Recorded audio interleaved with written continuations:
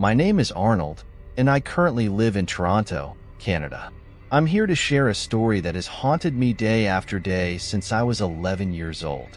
Since I was young, I was different from other children. While boys my age delighted in ice hockey games, playing in the snow, or video games, I had a peculiar fascination with the occult. Stories of witchcraft and witches always drew me in.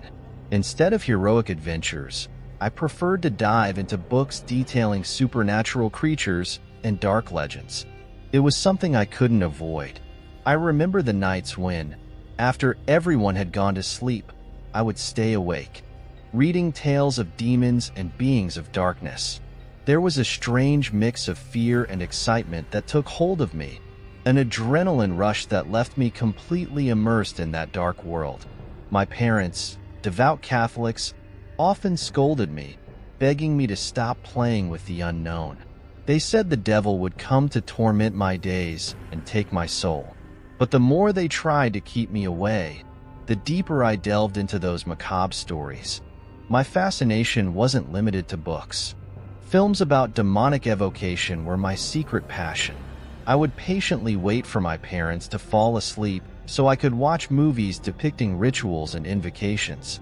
After each film, I would repeat the character's words, calling for the demon, hoping he would appear to me. I felt extreme euphoria doing this, a sensation of power mixed with palpable fear. One night, after watching one of these films, I felt an inexplicable courage. I decided I would try an evocation ritual alone. I waited for everyone to be asleep, grabbed a candle and some objects I thought necessary, and locked myself in my room. The words came out trembling from my mouth, my heart beating uncontrollably. I knew it was wrong, but the curiosity was unbearable. In the silence of the night, I finished the ritual and waited. Nothing happened. A mix of relief and disappointment washed over me. It was just the beginning of many frustrated attempts. My parents, noticing my strange behavior, consulted priests and performed exorcism rituals on me. They believed I was influenced by an evil force. However, I knew I wasn't possessed. Those rituals, instead of keeping me away from the occult, only increased my excitement and desire to understand more about those dark forces. Over the years, my curiosity only grew. During high school, I got my own computer, and it opened doors to a new world of information. I began researching demonology and that's how my interest in the occult reached a new level. Over time, my curiosity about the occult not only persisted but also evolved. During high school, when I got my own computer, my thirst for knowledge reached new heights. We lived in a quiet house in Vancouver, surrounded by tall trees and a silence that only added to the mystery of the nights. It was the perfect setting for delving into my research. It was during this period that I discovered grimoires. These ancient books of magic and occultism were like hidden treasures to me. I spent hours and hours navigating obscure forums on the internet, searching for every fragment of information about these legendary tomes. The Lesser Key of Solomon, for example, was a fascinating grimoire that described the invocation of demons and spirits. The Grimorium Verum, on the other hand, presented detailed rituals for making pacts with infernal entities in exchange for power and knowledge. Each page I read left me more eager to uncover the secrets these books held. To me, these grimoires were not just books. They were guides to a supernatural world that few dared to explore. I kept these precious items under lock and key, both on my computer and in printed copies I hid at the back of my wardrobe. Each time I read about a new ritual or invocation, my heart would race. What else could I discover? How far could I go? While my schoolmates occupied themselves with typical teenage activities like parties and dating, I delved deeper and deeper into this dark world. They thought I was weird, but I didn't care. My obsession with the secrets of the grimoires and the power they promised was all I needed. It was during one of these nights of intense research that I came across a book that promised to change everything. It was the Enchiridion of Pope Leo, a grimoire that contained instructions on how to attain power through black magic and necromancy. As I flipped through its pages, I felt a mix of fear and excitement. I knew I was getting involved in something dangerous, but the promise of knowledge and power was irresistible. One day, however, my obsession was almost discovered. I had left my bedroom door open, thinking my parents were still at work. My father walked in and found me reading the Enchiridion of Pope Leo. He approached, initially happy, thinking I was finally interested in religious subjects. I tried to hide the book, but it was too late. As he flipped through it, his expression changed from joy to horror. He saw that the book contained detailed instructions on necromancy and satanic rituals. From that day on, my parents became even more worried about me. More exorcism rituals were performed, but none had any effect. I wasn't possessed. I was fascinated. And this fascination would lead me to discover even darker secrets. It was around this time that I encountered another fascinating book, the Black Book of Saint Cyprian. Simultaneously, my dedication to demonological studies intensified when I got my own computer. And it was then, as I delved into the depths of the internet, that I came across something that promised to change everything. My fascination with grimoires and the occult continued to grow, but it was on a cold winter night in Vancouver that everything changed. The wind was blowing fiercely outside, making the trees sway like dancing shadows in the darkness. I was sitting in my room, surrounded by the books I carefully hid from my parents. The flickering candlelight and the dim glow of the computer monitor cast sinister shadows on the walls. That night, I decided I needed something more. Reading about the rituals and demons was not enough. I wanted to experience it. I wanted to feel the presence of the supernatural. That's when I found a passage in one of the grimoires that promised a simple yet powerful ritual. A ritual that could bring success in my studies and, perhaps, even in my professional life. I knew my parents would be out that night, giving me the perfect opportunity to perform the ritual without interruption. I prepared everything meticulously: the candles, the symbols drawn on the floor, the necessary ingredients. At midnight, I turned off all the lights and lit the candles. The room was immersed in a sepulchral silence, broken only by the occasional sound of the wind outside. I began to chant the words of the ritual, my voice echoing in the small room. I felt my heart beat faster, a mix of fear and excitement taking hold of me. As the minutes passed, the temperature seemed to drop, and I could see my breath condensing in the cold air. I closed my eyes and continued reciting the words, hoping for some sign that the ritual was working. But nothing happened. I finished the ritual and waited. The silence was deafening. No presence, no sensation, just emptiness.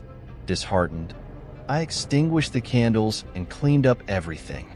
I felt foolish for believing that something would actually happen. Days passed and, despite the disappointment, I continued my studies and research on the occult. Until, a month later, I had a disturbing dream. I was in a dense, dark forest, wandering aimlessly. Suddenly, a large red serpent appeared before me. Its eyes gleamed with an unsettling intensity. It advanced slowly, and I couldn't move. Fear paralyzed me. When the serpent was about to reach me, a calm, masculine voice called my name. The serpent vanished instantly, and I woke up in a cold sweat. The dream felt so real, and the voice kept echoing in my mind. Who or what was that voice? And why did it seem so familiar? Determined to find answers, I decided to delve even deeper into my studies of demonology. I began to research accounts of other people who had similar experiences. That's how I discovered the existence of darker grimoires, which contained even more powerful rituals and invocations. With my interest renewed, I began to explore these new grimoires, searching for a ritual that could give me the answers I so desperately craved. And it was during this quest that I found a book that promised to reveal the darkest secrets of the occult. The dream of the red serpent and the mysterious voice lingered in my mind. I was determined to understand what it meant and, more importantly, what I should do next. I continued my research, delving deeper into occult texts and esoteric practices. During this quest, I came across an ancient and rare book, a grimoire that promised to reveal powerful and dangerous secrets. As I read the grimoire, I discovered that it contained detailed instructions on how to make a pact with the devil. This intrigued and, at the same time, unsettled me. Until then, my curiosity had been theoretical, a quest for knowledge. But a pact? That was a different story. However, the pressure to succeed and the constant feeling that I was destined for something greater led me to consider the idea. I decided I needed more information before making any decisions. I began researching accounts of people who had supposedly made pacts. Most stories were filled with warnings about the dangers and terrible consequences. Even so, some accounts spoke of unimaginable gains, talent, wealth, success. These cases fascinated me. It was then that I discovered the story of Robert Johnson, a blues musician who, according to legend, had made a pact with the devil at a crossroads. His unparalleled talent and meteoric success fueled the belief that he had traded his soul for musical abilities. This story gave me a new perspective. If Johnson had achieved so much, why couldn't I do the same? From that point on, my life became an incessant quest for concrete proof that these pacts worked. However, all I found were accounts from strangers on obscure internet forums. No confirmations, no solid evidence. But somehow, this only increased my desire to try. I decided that if I were to make a pact, I would need more than just an improvised ritual. I bought a series of items that the grimoire listed as essential: black candles, a chalice, a ceremonial dagger. I improvised an altar in my room and prepared everything meticulously. The atmosphere was dark and filled with anticipation. At midnight, I began the ritual. The ancient and mysterious words echoed in the room, mingling with the sound of the wind outside. When I finished, I dripped a few drops of my blood into the chalice and raised it before the demonic statue I had bought. A piercing cold swept through the room, and I felt a shiver down my spine. However, once again, nothing happened. The silence was absolute, as if the world were holding its breath. Disheartened, I cleaned everything up and put the objects away, feeling once again foolish for believing in something so unbelievable. I returned to my daily routines, trying to forget the failed ritual. But then, one night, I had another disturbing dream.